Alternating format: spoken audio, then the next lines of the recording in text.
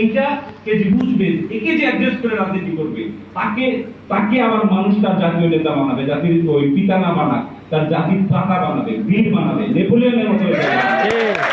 এবং এই জায়গাটা যারা বুঝেছিল, এই জায়গাটা কোটা সংস্কার আন্দোলনের প্রথম নেতারা না বুঝুক, পরের যুগের যারা বুঝেছিল বলে আজকে তারা সফল।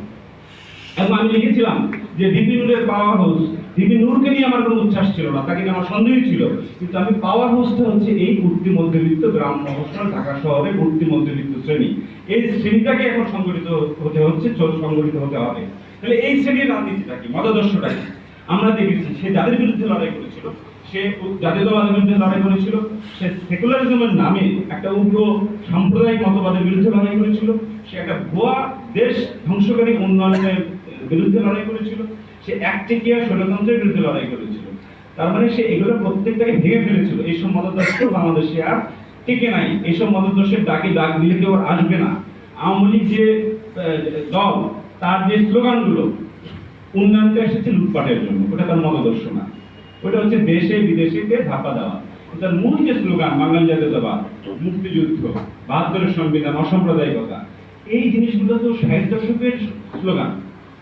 এগুলো বাংলাদেশ স্বাধীনতা পরে স্বাধীন রাষ্ট্রে, তার স্বাধীন রাষ্ট্রে বাঙালি জাতীয়তাবাদের যুগে জাতীয় শত্রু ছিল পাকিস্তান। তাহলে জাতীয়তাবাদ মানে কি? আপনার এনিমি আছে, আপনার এনিমিটা তাহলে জাতীয়তাবাদের এনিমি থেকে জাতির বাইরে। তাহলে বাংলাদেশ রাষ্ট্রে বাঙালি জাতীয়তাবাদের এনিমি কে?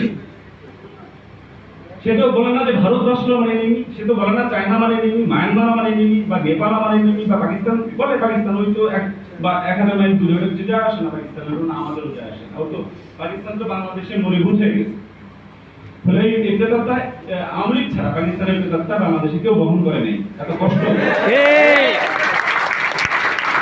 এটা তারা করতে হচ্ছে, কারণ তার নিজের রাজনীতি সে হারিয়ে ফেলেছে। তার বাঙালি জাতীয়তাবাদ নিজের দেশের মানুষের বিরুদ্ধে সে প্রয়োগ করেছে, তার সাম্প্রদায়িকতা বিরোধিতা বাংলাদেশের মুসলমানদের বিরুদ্ধে ব্যবহার করেছে। আপনি ইউরোপে খ্রিস্টান ডেমোক্রেটিক পার্টি আছে, সে দল করে এই নামে রাজনীতি করে, রাষ্ট্র চালায় সেকুলার লিবারাল পুঁজিবাদী উপায়ে।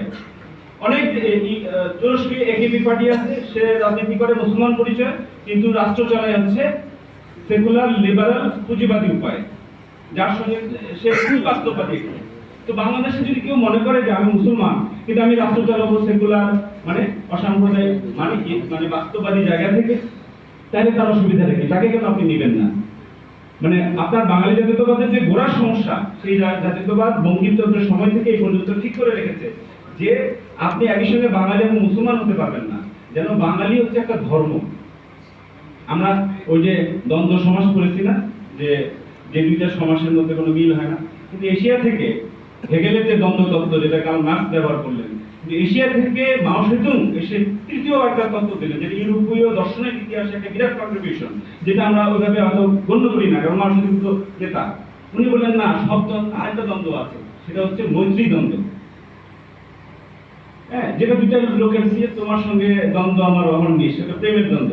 যে আমাদের ভিতরকার দুইটা পার্থক্য আছে, যেটা আমরা দ্বন্দ্বের মধ্যে দিয়ে কথা বলতে বলতে এক জায়গায় মিলে যাবো, সেটা হিন্দু মুসলমানের যে দ্বন্দ্ব, সেটা মৈত্রী দ্বন্দ্ব।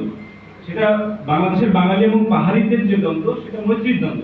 পার্থক্য অস্বীকার করা হচ্ছে না, মৈত্রীর দ্বন্দ্ব এটা মীমাংসা সম্ভব।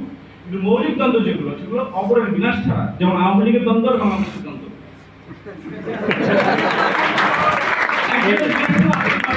আওয়ামী লীগ বাঁচলে বাংলাদেশ বাঁচবে না, বাংলাদেশ বাঁচলে আওয়ামী লীগ বেশি খুব বেশি বাঁচবে।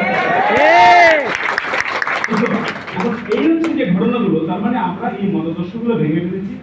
এই ইতিহাসের পুনর্ব্যাখ্যা আমরা যদি মনে করি 2024 হচ্ছে আমাদের শুরু, কিন্তু এই শুরুর পেছনে যে পুরোনো ইতিহাসের এই বয়ানটা যদি আমরা ভেঙে ফেলতে না পারি, এসব বিষয়ে আমরা কথাবার্তা না বলতে পারি, তাহলে কিন্তু আমাদের সামনের দিনটা আবার নানা রকম অন্ধকার ফিরে আসবে।